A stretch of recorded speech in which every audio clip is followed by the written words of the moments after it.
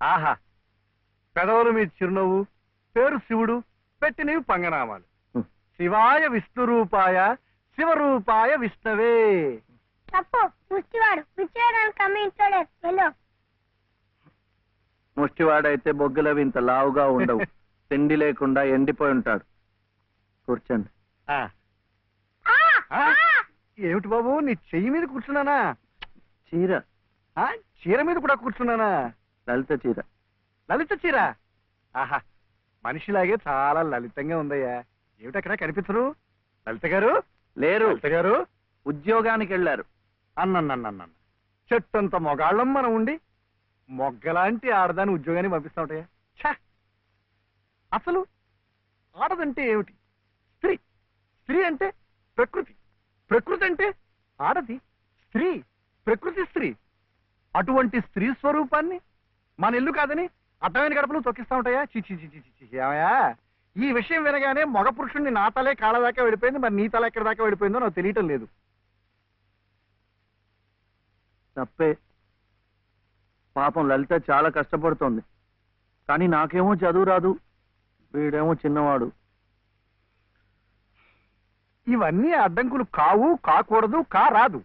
మగాడి ఏకైక లక్ష్యం ఆడదాన్ని పోషించడం, ఆ ప్రకృతి స్త్రీ ఆడదాన్ని సుఖపెట్టడం. ఇది నా థియరీయే కాదయ్యా.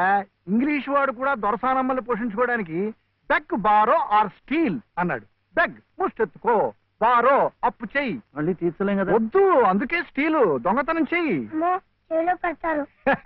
కరెక్ట్. అందుకే ముష్టి బెస్ట్ అని ఫస్ట్ ను పెట్టాడు. తప్పు, ముష్టెత్తుకోకూడదు. కుర్రవేళకి అర్థం కావటం లేదు. పశజ్ఞానం. ముష్టెత్తుకోవడం తప్పు లేదనమాట. ఇప్పుడు ఇప్పుడు ఇప్పుడు నాకు ఇచ్చావయ్యా. మీరు కూడా నాకు చాలా నచ్చారు. అయితే మీరు బాబుని చూసుకోండి, నేను వెళ్ళి ముష్టెత్తు.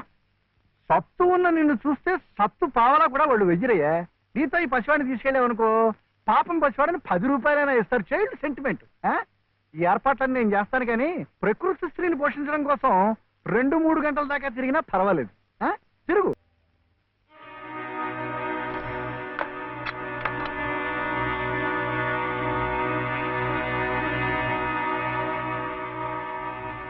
తీసుకోండి ప్లీజ్.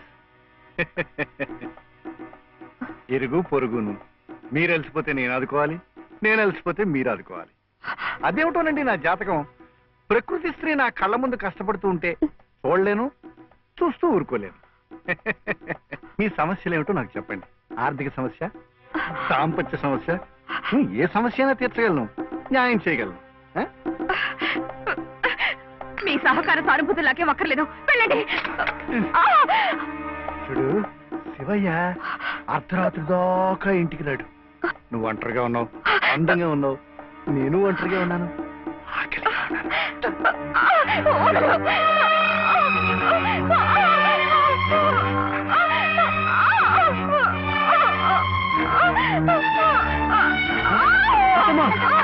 ఏమైందమ్మా? కనిపిస్తుంది.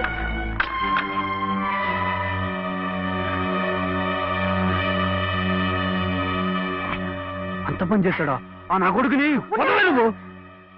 ఏం జరిగింది? ఇంత తొందరగా వెళ్ళిపోతున్నారు పాపం. ఏం జరిగిందా? నువ్వు లేనప్పుడు ఆ అమ్మ చెయ్యేసి బలాత్కారం చేయబడియా? అలాంటి నరికి ముక్కలు చేయాలి. నన్ను ఇంత జరిగిన మగాన్ని చూస్తూ ఊరుకోవాలా? వాడిని బతకనీయకూడదే, ముక్కలు ముక్కలుగా నరికిపోతేది.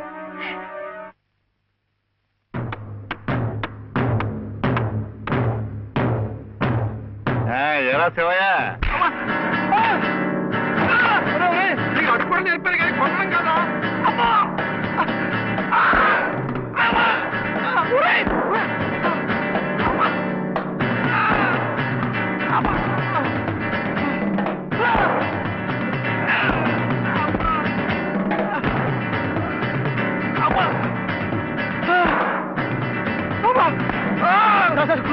కొట్టకండి సార్, కొట్టకండి సార్. బాబాయ్ నన్ను చంపించాడు.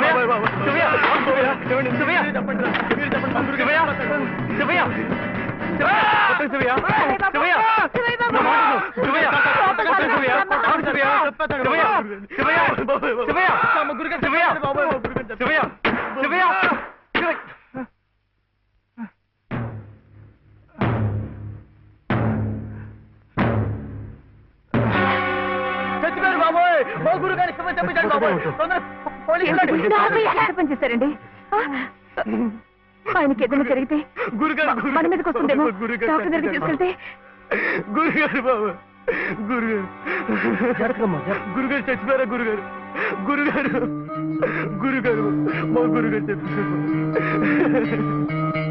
గురుగారు